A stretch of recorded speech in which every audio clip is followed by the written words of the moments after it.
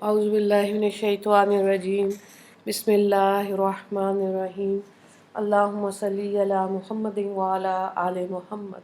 Kama sallaita ala Ibrahima wa ala ali Ibrahima innaka Hamidum Majid. Allahumma barik ala Muhammadin wa ala ali Muhammad. Kama barakta ala Ibrahima wa ala ali Ibrahima innaka Hamidum Majid. रब इश्रह ली सदरी व यस्सिर ली अमरी वाहलुल उक़दतम मिन लिसानी यफ़क़हू क़ौली रब्बना ज़िदना इल्मा या मुक़ल्लिबुल क़ुलूब सब्बित क़ल्बी अला दीनिक आमीन. Today we'll do Surah Munafiqun. This is also Madani Surah, and it has 11 verses in it. In the name of Allah, the Beneficent, the Most Merciful. إذا جاءك المنافقون قالوا نشهد إنك لرسول الله والله يعلم إنك لرسوله والله يشهد إن المنافقين لكاذبون. When the hypocrites come to you, they say, we testify that you are certainly Allah's messenger. Allah knows well that you are His messenger, and Allah testifies that the hypocrites are liars.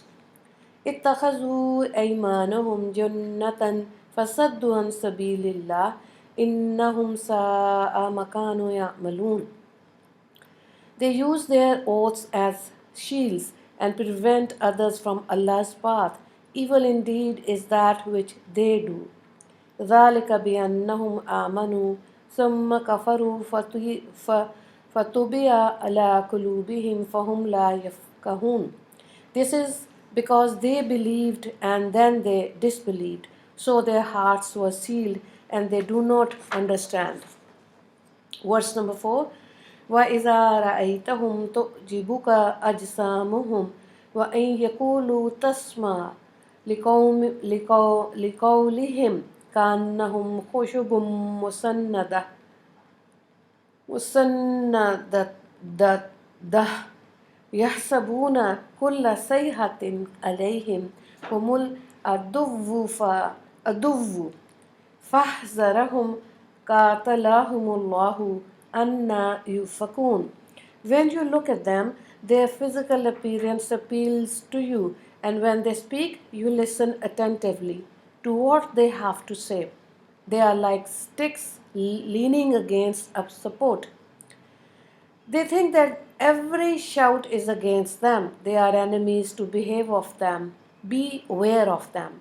May Allah destroy them. Once they were wandering astray. Verse number 5. وَإِذَا قِيلَ لَهُمْ تَعَالَوْا يَسْتَغْفِرْ لَكُمْ رَسُولُ اللَّهِ لَوَّوْا رُءُوسَهُمْ وَرَأَيْتَهُمْ يَصُدُّونَ وَهُمْ مُسْتَكْبِرُونَ. When they are told, come forward and Allah's messenger will seek forgiveness for you, they turn their heads around and you see them arrogantly turning away. سواء عليهم أستغفرت لهم أم لم تستغفر لهم لن يغفر الله لهم إن الله لا يهدي القوم الفاسقين. It is the same of them, whether you seek forgiveness for them or whether you do not seek forgiveness for them. Allah shall never forgive them. Verily, Allah does not guide the sinful nation. هم الذين يقولون لا تنفقوا على ما عند الله من عند رسول الله حتى ينفذوا ولله خزائن السماوات والأرض ولكن المنافقين لا يفقهون. When they are the one who say, do not spend on those with Rasulullah sallallahu alaihi wasallam until they disperse. To Allah belong the treasure of the heavens and the earth, but the hypocrites do not understand. يقولون لئن رجعنا إلى المدينة ليخرجن الأعز منها الأذل ولله العزة ولرسوله وللمؤمنين ولكن المنافقين لا يعلمون. They say, if we return to Medina, the honorable ones among us shall certainly exile the humiliated ones. All honors belong to Allah, His Messenger, and the believers, but the hypocrites do not know it. I recited till verse number 8. Yes, let's see the explanation of these verses. Surah Munafiqun speaks about the evil words and false oath of the Munafiqeen hypocrites. The Munafiqeen were those people who outwardly professed to be Muslims but were kafir by heart. They reluctantly performed salah with the Muslims and even participated in jihad. However, they did not desist from speaking ill of the Muslims and of Rasulullah sallallahu alaihi wasallam. Ahadith commentators state that the Muslims were once on a jihad expeditions against the Banu Mustalik tribe when one of the Muhajirin slapped one of the Ansar. The Ansari relied upon support from his fellow Ansar, and the Muhajirin supported the Muhajir. Upon hearing the noise, Rasulullah sallallahu alaihi wasallam said, "What are these cries of ignorance?" Rasulullah sallallahu alaihi wasallam said, "This become all were one after accepting Islam. It is most unbecoming for Muslims to realize sport among their tribes against fellow Muslims." When the Sahaba Raziyallahu Ta'ala Anhum informed Rasulullah Sallallahu Alaihi Wasallam about the situation, he said, "Leave this cry of ignorance because it has a horrible smell." When Abdullah bin Ubay, the leader of the Munafiqeen, heard about this, he said to the others, "Now the Muhajirin have started to hit the Ansar. They came from outside and we gave them food and drink, and now they have become bold. This is certainly a case of biting the hand that feeds me." 1. Do not spend on them so that they may disperse. When they have nothing to eat, they will leave by themselves. He also said, "If we return to Medina, the honorable ones among us, the Ansar, shall certainly exile the humiliated one, the Muhajirin." This incident is narrated in Bukhari, page number 28-29, by Hazrat Zaid bin Arqam Raziyallahu Ta'ala Anhu and Hazrat Jabir Raziyallahu Ta'ala Anhu. When Hazrat Zaid bin Arqam Raziyallahu Ta'ala Anhu reported the matter to Rasulullah Sallallahu Alaihi Wasallam, he summoned the Munafiqeen and asked them whether they had made the statements. Abdullah bin Ubay took solemn oath before Rasulullah Sallallahu Alaihi Wasallam, stating that he had never mentioned anything of the sort. The other Munafiqeen also saw similarly oaths, and Rasulullah sallallahu alaihi wasallam believed them. When this happened, Hazrat Zaid bin Arqam Raziyallahu Ta'ala Anhu felt extremely grieved because it made him look a liar. He therefore stayed indoor and refused to come out. When Allah revealed Surah Munafiqun up to the verse, "The honorable ones among us shall certainly exile the humiliated ones," Rasulullah sallallahu alaihi wasallam summoned Hazrat Zaid bin Arqam and said to him, "Allah has confirmed what you said." On occasions like this, Hazrat Umar Raziyallahu Ta'ala Anhu was really able to control himself.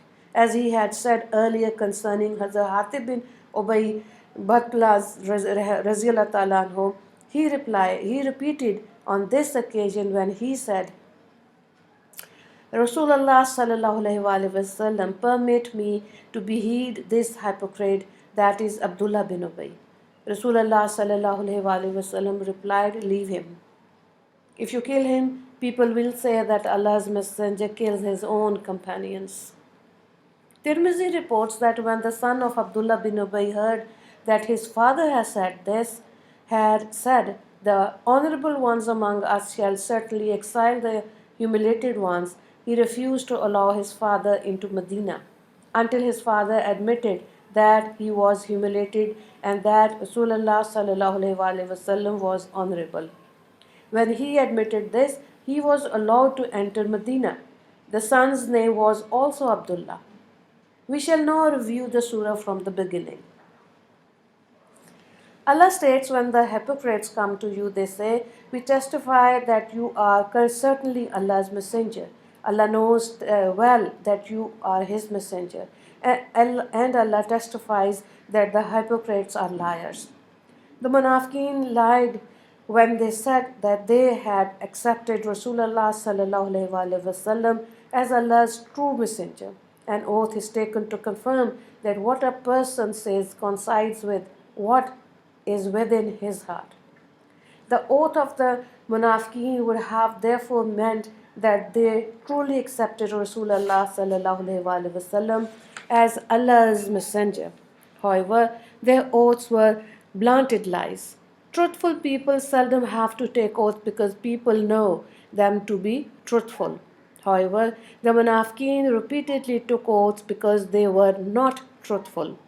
Allah mentions, Allah knows well that you are His messenger, to emphasize that the testimony of the Munafiqeen was not needed because Allah has already confirmed the fact that Rasulullah sallallahu alaihi wasallam was Allah's messenger. They used their oaths as shields. The Munafiqeen took oaths merely so that the Muslims may regard them as Muslim and so that their wealth, families, and properties may remain safe among the Muslims. They feared that if their kufr was exposed, they would suffer the fate of the other kuffar. Therefore, because their oaths seemed to protect them by confirming their iman, these oaths are referred to as shields. Allah says further that Munafiqeen prevents others from Allah's path. Besides refusing to accept Islam, they even prevent their children and associates from accepting. Although the Munafiqeen think that they are doing well for themselves by benefiting from the Muslims and the kuffar, evil indeed is that which they do. Their behavior is indeed evil because it will subject them to the everlasting punishment of Jahannam. Everlasting punishment of Jahannam. This evil behavior of theirs is because they believed superficially at them and then they disbelieved. That is, then their disbelief was exposed when they made certain statements. Once their facade was exposed to all, their hearts were sealed and they do not understand. They are thereafter unable to perceive the truth. Further describing the Munafiqeen, Allah says, when you look at them, their physical appearance appeal to you, and when they speak, you listen attentively to what they have to say. The Munafiqeen were handsome men with good physique. Their talks were also very impressive and captivating. However, they are like sticks leaning against a support. Just as these sticks may seem long and strong, they are lifeless and cannot even stand by themselves. Similarly, the Munafiqeen had strong bodies that were devoid of iman and courage. They are of no use to the Muslims. The author of Malumat-e-Tanzil interprets the verse to mean that the Munafiqeen are not like fruit by bearing trees that are the benefit to people. They are rather like sticks leaning against something. Instead of giving benefit, they may derive beneath from others, such like parasites. Allah then describes the cowards and fear of the Munafiqeen. Allah says they think that every shout is against them. Whenever they hear something being said, they fear that it should not reveal their hypocrisy. Then they feel that some calamity will befall them. Allah warns the Muslim. They are enemies, so beware of them. Muslims should be aware that the Munafiqeen should never cause difficulty for them. Allah then says, may Allah destroy them. Whence are they wandering astray? When they are told, come forward and Allah's messenger will seek forgiveness for you, they turn their heads around and you see them arrogantly turning away. Malumat-e-Tanzim, Volume 4, page number 350, narrates that when the verses of Surah Munafiqun expose the truthfulness of Hazrat Zaid bin Arqam radiallahu ta'ala anhu and the lie of Abdullah bin Ubay, someone said to Abdullah bin Ubay, see what a stern reprimand has been revealed against you.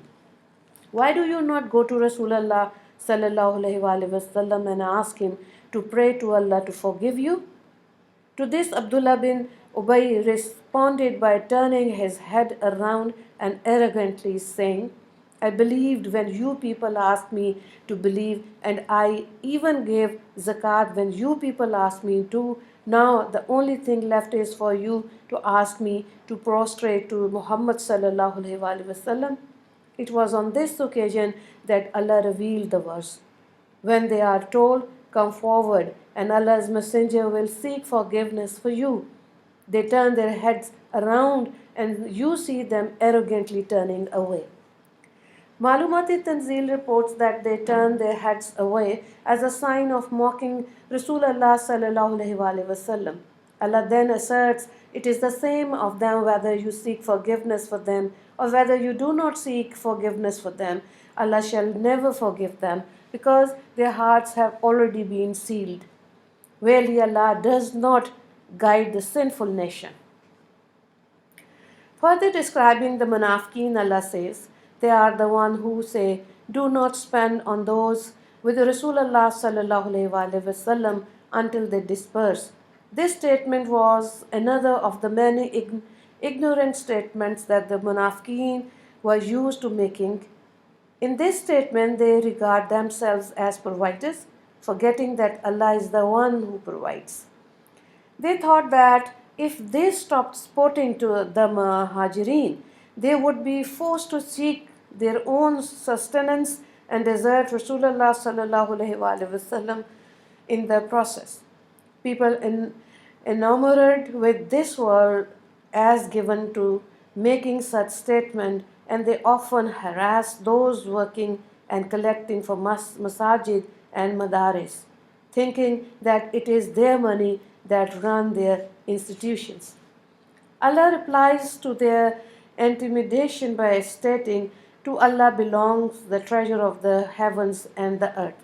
Allah grant wealth and sustenance to whoever He wills, and none can deprive another by withholding funds because Allah can easily arrange another source of income.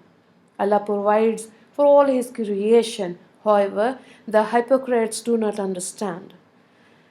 They say,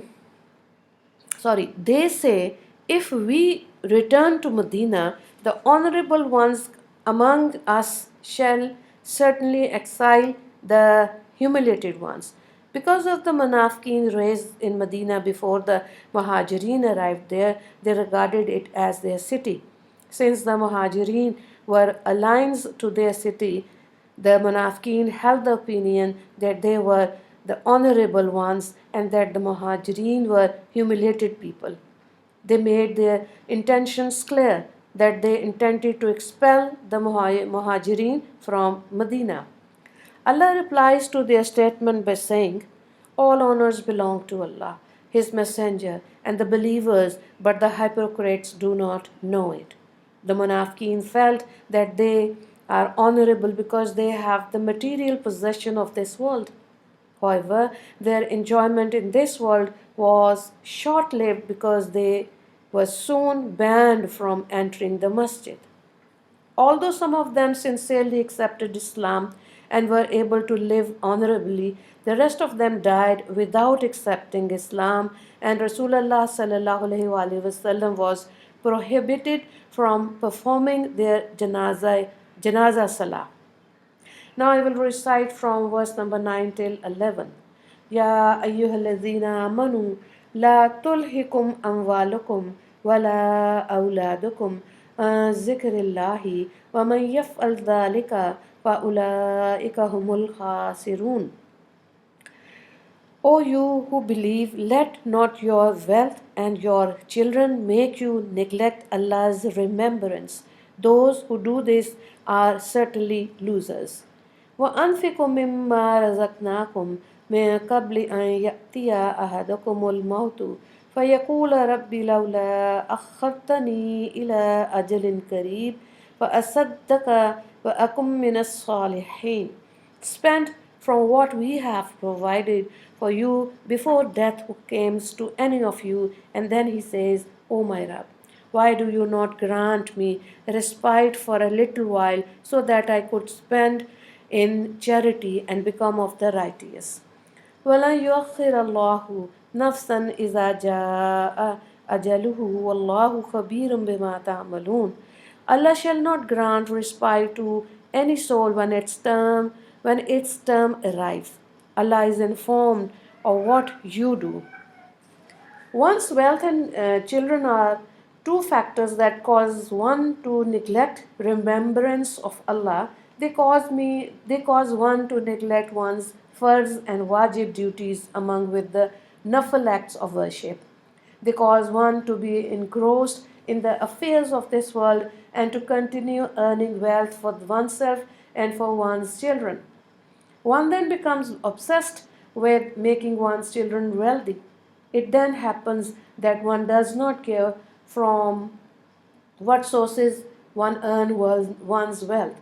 One also neglects to pay one's zakat and other monetary obligation. Even if one's source of income is halal, deep engrossment is earning can still distract one from remembering Allah. One is then given to spending one's wealth on one's family and children in avenues that are not permissible and that entail extravagant behavior. Allah warns the Muslims saying, O you who believe, let not your wealth and your children make you neglect Allah's remembrance. One may earn to provide sufficiently for one's wife, children, and parents because this form part of Allah's remembrance since it entails fulfilling Allah's commands.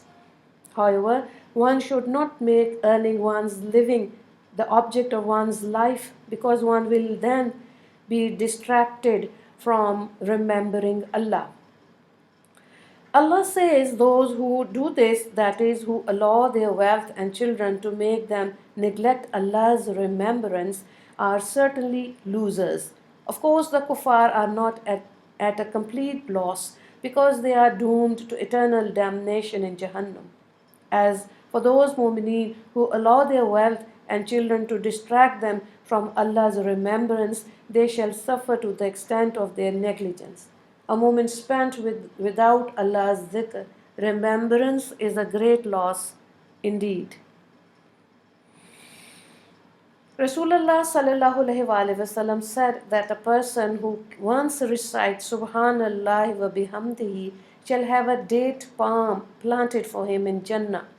Rasulullah sallallahu alaihi wasallam also said that reciting Subhanallah wa bihamdihi wa la ilaha illallah wallahu akbar is more beloved to him than everything on which the sun shines. Allah. Therefore, by neglecting Allah's zikr, one will be depriving oneself of great blessings. Allah then instructs Muslims to spend their wealth in charity when He says, spend from what we have provided for you before death comes to any of you. Every person earns wealth to spend it, whereas the mu'mineen spend their wealth in the avenue that please Allah. People who love wealth and do not wish to participate deen prefer to hoard the wealth.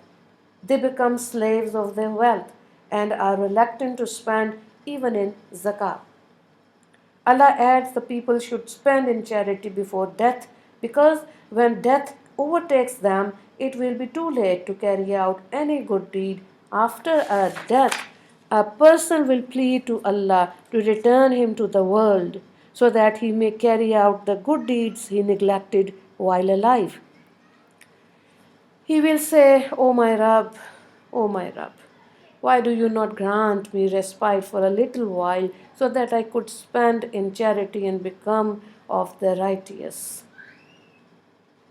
Hazrat Abdullah bin Abbas radiallahu ta'ala anhu once mentioned that whoever has the means to perform Hajj and pay zakah but does not do so will plead to Allah to return him to this world so that he may donate in charity and carry out good deeds. Hazrat Abdullah bin Abbas radiallahu ta'ala anhu then recited the verses. O you who believe, let not your wealth and your children make you neglect Allah's remembrance. Those who do this are certainly losers. Spend from what we have provided for you before death comes to any of you, and then he says, O my Rabb, why do you not grant me respite for a little while so that I could spend in charity and become of the righteous? Allah shall not grant respite to any soul when its terms arrive. Allah is informed of what you do. Allah concludes by saying, Allah shall not grant respite to any soul when its term arrives. Good deeds can be performed only before death. Before death. One should carry out as many good deeds as possible so that one does not have any regrets after death. None should think that his deeds are passing by unnoticed because Allah is informed of what you do. وآخر دعوانا أن الحمد لله رب العالمين اللهم اغفر للمسلمين والمسلمات والمؤمنين والمؤمنات السلام عليكم ورحمة الله وبركاته